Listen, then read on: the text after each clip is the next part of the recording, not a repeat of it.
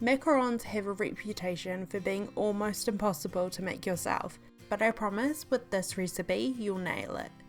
Welcome to Recipes by Karina, where I show you how to make classic and simply delicious recipes. Make sure to subscribe for a new video each week. To start off our macarons, we'll need a medium-sized mixing bowl. Pour into the bowl 3/4 cup of ground almonds, almond meal or almond flour. These most of the time are exactly the same thing. More specifically, you want blanched almonds, which will be a pale yellow shade instead of a deeper colour, which means the skins have been removed. You can ground whole almonds if you would like for this recipe, but I always have ground almonds on hand for baking. If you would like the full recipe for these macarons, it will be on my website, as well as the full measurements in the description box below. I'll also have a link for the equipment you'll need for this recipe, including my favourite piping bags and piping tips for macarons.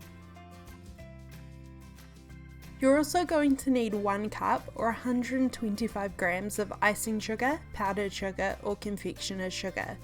These are all the same thing, just again different names. You'll notice I give the ingredient measurements in metric and imperial, grams, cups and ounces, because I know everyone uses different ways of measuring.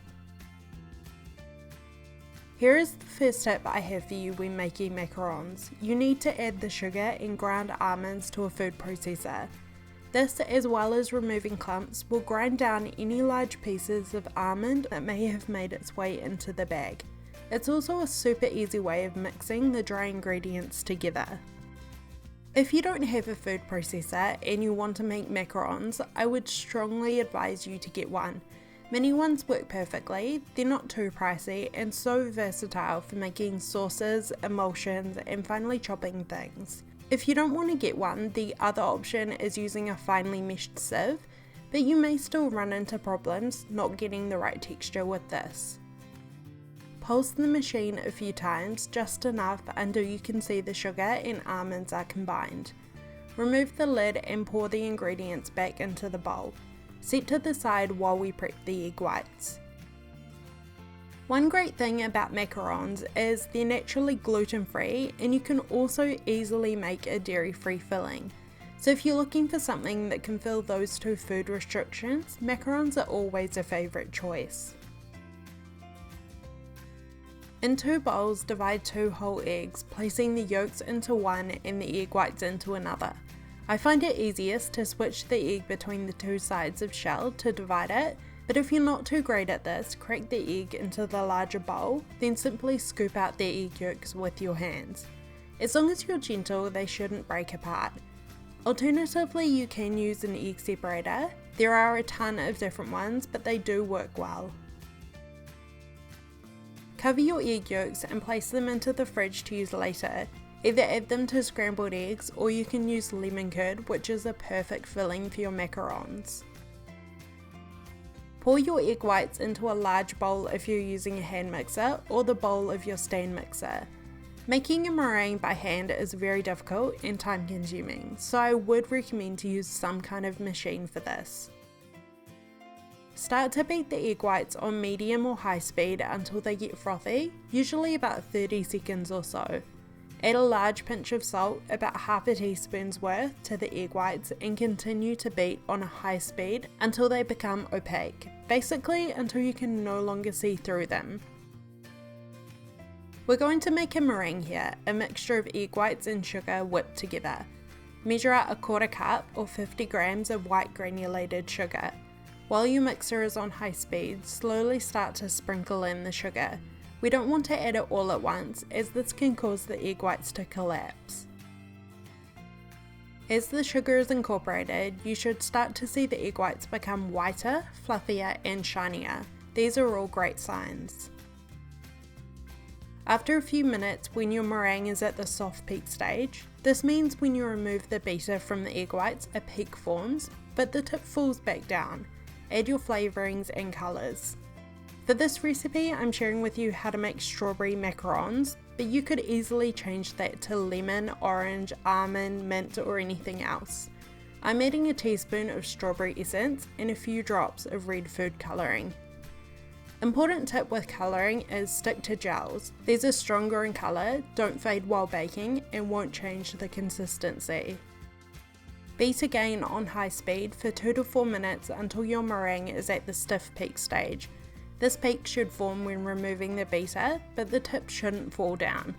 Also, you should be able to tip the bowl on top of your head or just upside down without any falling out. Now is the important part, the macaronage. This is incorporating the dry ingredients into the egg whites perfectly to make macarons. Sounds so simple, but this is probably the most important part of making macarons and where most get it wrong. Start by adding about a third or half of your egg whites to the dry ingredients and mix to incorporate. You don't need to be too gentle here, as we actually want to beat some of the air out of the egg whites. Just make sure you're mixing everything evenly. When you've incorporated the egg white, add the remaining and continue mixing, getting all the dry bits at the bottom of the bowl and on the sides. You'll notice at this point the mixture is quite thick. What we're trying to do here is continue mixing, removing the air from the egg whites. This causes the consistency of the batter to thin down. The hard part is getting it perfect. Overmix and you'll need to start again. Check the consistency every 3 to 4 mixes. You'll see here when falling off the spoon, it kind of comes down in clumps. This is too thick. We want it to mimic the classic flowing lava. But what does that actually mean?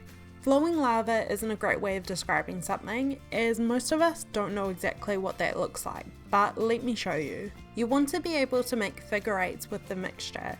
You want it to slowly flow off the spoon but not break apart. This needs the smallest amount more mixing as it keeps breaking. A few more mixes and it's perfect. The only way you're going to get macarons perfect is by making them a few times. I've had my fair share of failed batches. Have this video open when you're doing the final mix and check the consistencies match up. That's my best advice for you. Scoop your macaron batter into a piping bag fitted with a round tip.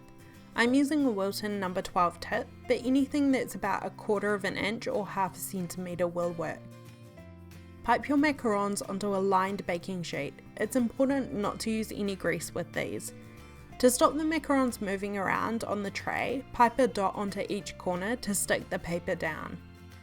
There's fancy sheets you can buy that have pre-drawn circles to get your macarons even.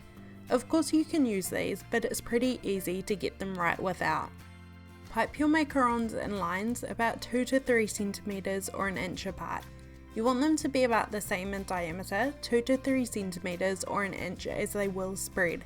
Pipe straight down to get an even circle. When it gets to the right size, stop piping and quickly pull up.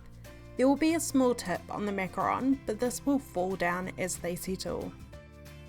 Next important tip when making macarons is to tap the tray. Don't forget this step. Wrap it on the work surface about 5 times. This helps remove any air bubbles as well as spreads the macarons. Let them rest at room temperature for about 30 minutes or until you can touch the tops without sticking. This means it has formed a skin. Skip this step and your macarons are far more likely to split at the top and not have perfect feet. Place your macarons in the centre of a preheated 150 degrees Celsius or 300 degree Fahrenheit oven for 15 minutes and don't open the door during this time. Let them cool completely before filling. They should peel easily off the baking sheet.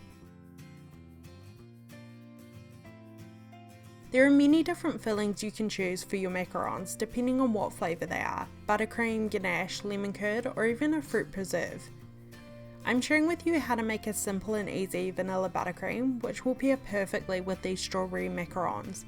In a large bowl if you're using a hand mixer, or a bowl of your stand mixer, add 1/2 cup or 110 grams of room temperature butter. With your mixer on high speed, beat the butter for about 5 minutes or until it has doubled in volume and is much paler in colour. Add your powdered sugar in thirds. You'll need 1.5 cups or 190 grams and beat well until it is fully incorporated. Lastly, add about half a teaspoon of vanilla extract and beat for another few minutes.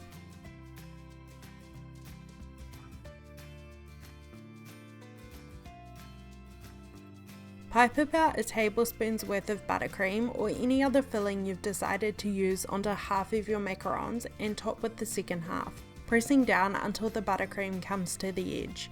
These are best the day after you make them, but there are no rules.